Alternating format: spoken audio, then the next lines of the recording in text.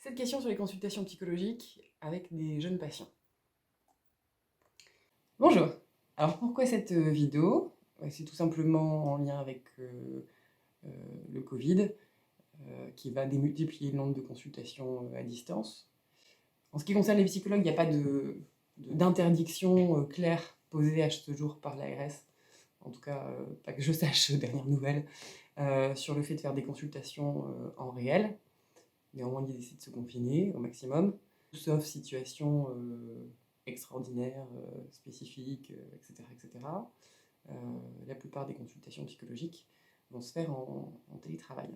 Et effectivement, la plupart des patients que j'ai ont toujours besoin de leur consultation, en tout cas ça a toujours du sens. Évidemment, il y en a quelques-uns dont le trouble est masqué par la crise actuelle, et je pense notamment aux jeunes qui ont une phobie scolaire, une phobie sociale, qui, bon, chez eux, du coup, sont bien, mais c'est temporaire. Pareil pour certaines personnes qui ont beaucoup d'obsessions et qui ont peur des microbes, bon, bah là, rester chez eux, ça leur va bien aussi. Néanmoins, même pour ces patients-là, dont les retentissements du trouble est masqué par la situation particulière, il y a besoin quand même de travailler sur soi, de continuer les séances.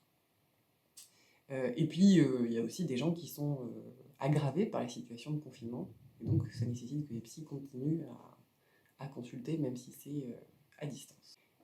Et ça fait un petit moment que je téléconsultais. C'était quelque chose de plutôt rare. C'était essentiellement auprès de jeunes partis en Erasmus ou d'expats.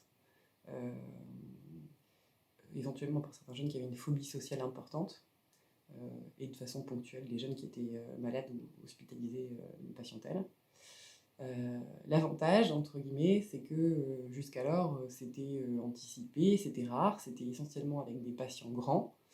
Et c'est vrai que depuis une semaine, j'ai expérimenté du coup, la téléconsultation non anticipée, de façon plus étendue et avec des patients plus petits.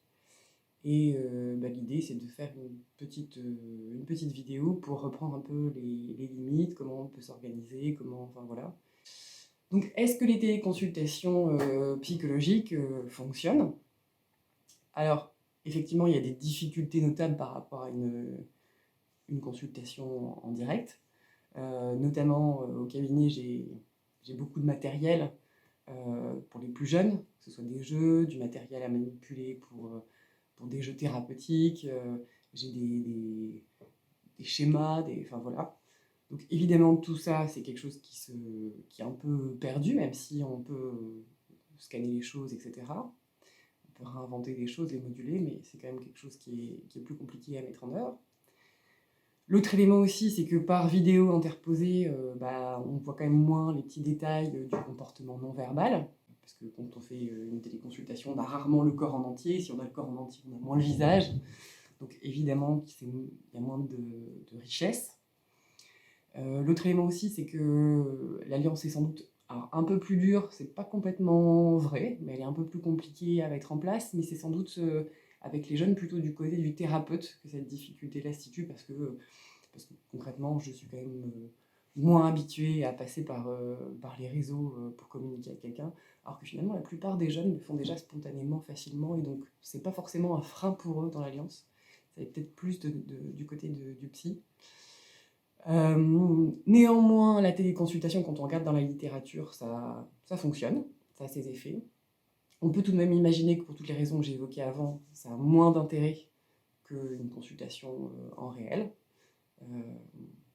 Et l'idée, sans doute, s'il y a des gens qui ont besoin de consulter là en ce moment et qui peuvent le faire essentiellement en téléconsultation, mon conseil, ce serait de se rapprocher de quelqu'un qui pourront voir plus tard, une fois que le confinement sera levé, et qui n'est pas très loin de chez eux. Alors comment ça fonctionne les téléconsultations? C'est assez simple. En tout cas pour ma part, il y a un rendez-vous qui est rappelé par texto automatique, comme d'habitude. Et puis on se contacte via l'application qu'on a définie ensemble. Si ça marche pas, je téléphone avant et puis on se recontacte après. Enfin, voilà. Ça fonctionne via tablette, smartphone ou PC. Et ça peut se faire en relation duel, enfin en 2 2 à 2 ou avec ou en famille. Voilà. À ce niveau-là, ça change pas grand-chose d'une consultation classique. Quelles sont les conditions nécessaires à la mise en place de téléconsultation? Évidemment, il faut un internet stable. Il va de soi aussi que le patient doit pouvoir se mettre dans un lieu qui est isolé, histoire que les oreilles ne traînent pas trop. Beaucoup de jeunes ont été un peu gênés du coup de faire ça chez eux dans leur chambre, c'était dans leur chambre, en se disant qu'il pouvait y avoir quand même quelqu'un qui passe dans le couloir, etc. Et ils ont trouvé quand même une astuce pour compenser un peu tout ça. Ils ont mis de la musique, ils se sont mis dans un coin où ils étaient moins gênés au niveau des enceintes, et puis ils ont mis leurs écouteurs, ce qui fait qu'on n'était pas trop parasité par la musique, et qu'ils avaient qu'à bouffer toutes les voix. Donc ça peut être quelque chose qui peut être fait quand vraiment il n'y a pas d'autres possibilités. Ce qui me fait penser que les écouteurs sont également importants, ça évite les effets d'écho.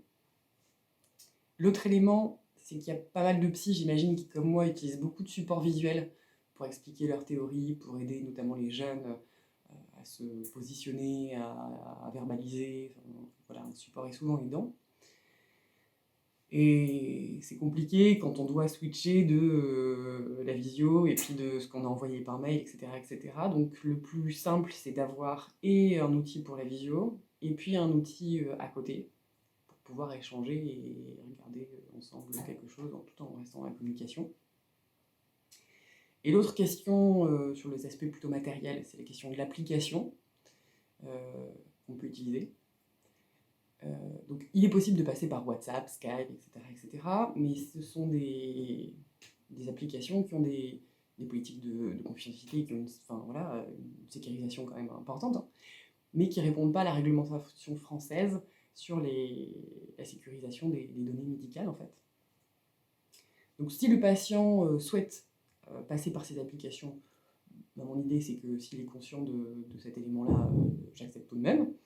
Mais je vais systématiquement proposer de passer du coup sur une application qui respecte la réglementation française, et notamment Idomed, dont je mettrai le lien en bas, qui est normalement payant pour le professionnel, gratuit pour le patient, mais qui là va être, pendant le temps du confinement, gratuit aussi pour les professionnels de santé. Autre question, quelle situation ne relève pas du tout d'une téléconsultation?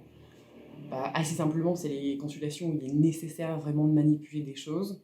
Et là, pour le coup, un bilan psychométrique, un test de QI ou un bilan neuropsychologique est vraiment difficile à faire par téléconsultation. C'est-à-dire que rien que dans le test de QI, vous avez des cubes à manipuler. Pour les petits, il y a des puzzles, etc. Il y a des droits sur ces tests-là, donc on ne peut pas envoyer certaines fiches au patient pour qu'il les fasse de son côté. Donc tout ce qui est bilan neuropsychologique, test de QI, est impossible, à mon sens, de faire par téléconsultation. Ça s'est mis en suspens. Comment les parents peuvent faciliter l'investissement des téléconsultations chez leurs enfants? Évidemment, pour les plus petits, c'est important de leur expliquer qu'on ne va pas aller chez le docteur, mais qu'on va l'avoir par Internet. Ça peut être intéressant de leur parler du dispositif pour qu'ils comprennent un peu ce qui se passe et qu'on n'est pas en train non plus d'appeler quelqu'un comme on appellerait mamie ou papy. C'est un peu différent aussi. Enfin, voilà. C'est intéressant aussi de les habituer à faire du FaceTime, parce qu'il y a beaucoup de loulous qui vont s'amuser avec leurs images et qui vont prendre des peluches et jouer avec. Donc s'ils ont l'habitude de faire du FaceTime, ils sont lassés de cette nouveauté qui est d'avoir leurs images, et donc du coup ils vont quand même beaucoup moins jouer et beaucoup plus investir la téléconsultation. Pour certains jeunes, ça peut être intéressant de leur expliquer que c'est sécurisé, qu'il n'y a pas lieu de les enregistrer, parce que, alors ça c'est plutôt pas pour les petits, mais pour les plus grands, il peut y avoir ces éléments-là. Donc ça c'est intéressant de leur expliquer aussi. Évidemment, il faut leur procurer du matériel qui permette ça, du matériel adapté. Donc pensez quand même en tout cas à protéger les plus jeunes, à protéger vos smartphones avec une coque. Mais donc si vous pouvez et le smartphone et le PC, alors évidemment ça dépend de l'âge, mais ça c'est un truc qui est avantageux. L'assurer aussi que vous ne passerez pas dans le couloir pendant la consultation, etc., etc. Donc lui garantir une bonne intimité. Limiter les distractions. Effectivement, être dans sa chambre pour un enfant où il y a plein de jouets, etc. Alors, il faut voir au cas par cas parce que c'est sa chambre et donc c'est un lieu un peu particulier, mais parfois, il vaut mieux envisager de le mettre dans la chambre des parents, dans un bureau, où il y aura moins de jouets pour qu'il soit quand même plus disponible pour ce que je vais lui proposer et pas pour tous les jeux qu'il y a autour de lui. Voilà. Il faut demander aussi aux autres personnes de la maison d'être calmes, éviter de laisser le chat balader pendant la téléconsultation que je joue avec, enfin voilà. Donc voilà, c'est du b.a.-ba, mais l'idée c'est qu'effectivement les enfants vont quand même vite se laisser distraire, que quand on a un enfant face à soi en réel, on peut utiliser des jeux thérapeutiques, etc. Il y a des moyens de le canaliser, c'est quand même plus difficile de le canaliser avec une téléconsultation, et donc du coup l'idée c'est quand même de limiter tous les éléments qui pourraient être parasites autour. Comment le psy peut faciliter l'investissement des consultations? Donc personnellement je reste... Alors, j'ai la chance d'avoir un cabinet qui n'est pas très loin de chez moi, qui ne m'oblige pas à prendre les transports en commun, donc je vais rester au cabinet pour les téléconsultations. Et je pense que c'est quelque chose qui est pertinent, parce que l'idée c'est que l'enfant comprenne bien que on appelle un psychologue pour une consultation psy dans un cabinet psy, et pas tata chez elle, quoi.